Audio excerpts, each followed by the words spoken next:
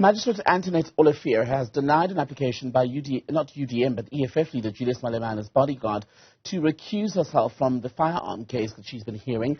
She ruled that her presumed bias was unfounded. Let's get you a live update now from our reporter, Mnisi. Linda, so the EFF's legal counsel, not the EFF's legal counsel, excuse me, Julius Malema's legal counsel, claimed bias. Why does the magistrate believe that she's not been biased?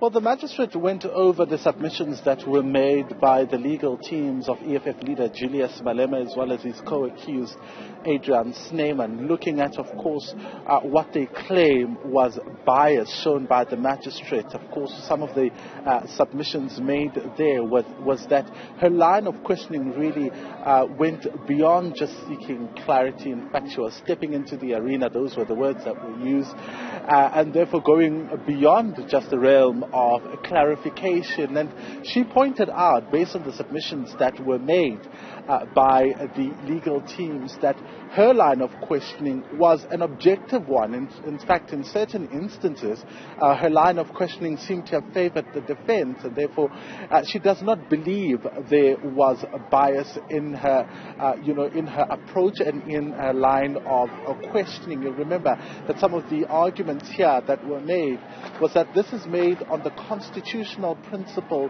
of a fair trial, and therefore if they were not going to get a fair trial, then it would be best for the magistrate to recuse herself. But she found that there wasn't any reason for them to feel that she was being biased towards the state, or towards them rather, and favoring the state.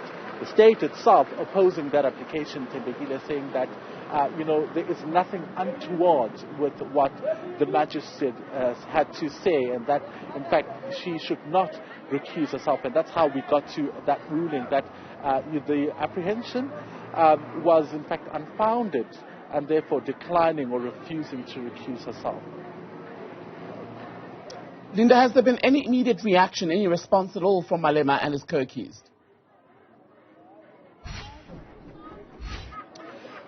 Well, you would have seen, Tembekile, throughout the day, scores of EFF supporters gathering outside the East London Magistrates Court, braving the scorching heat. I can tell you, it was very, very hot, and they were chilling outside, in fact singing outside the East London Magistrates Court in full support of their leader, Julius Malema. Some of them, as you can see on your screen there, still at the court. And he had an opportunity to address them on what had happened today and the application that we saw today, telling them that there was apprehension from them as, of course, defendants in this matter, and that based on what the magistrate had said, all things are now in order.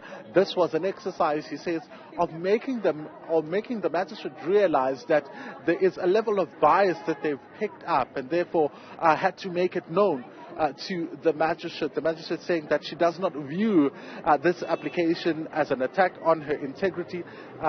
This was now in response to the submissions that were made, that this was not an attack on her integrity or the court itself, and the magistrate saying that she doesn't view it as such, but also after the ruling asking if they want to take the matter on review or on appeal in the High Court. Julius Malema's lawyer saying that they will not be taking the matter on review or on appeal at the High Court, confirmed, of course, by also the accused Julius Malema and Adriaan Snyman, that it seems everything has now become in order. So that's the feedback and the response that he's had for the EFF supporters, calling on them to come again tomorrow out in their numbers together here at the East London Magistrates Court. He's also told them that these charges they're not charged, in fact, because they did anything wrong. They're charged because, the AfriForum as well as the ANC does not seem to agree with their political views. So essentially calling on them to come out in their numbers tomorrow to come and support their leader. Mnisi, for now, thank you from East London.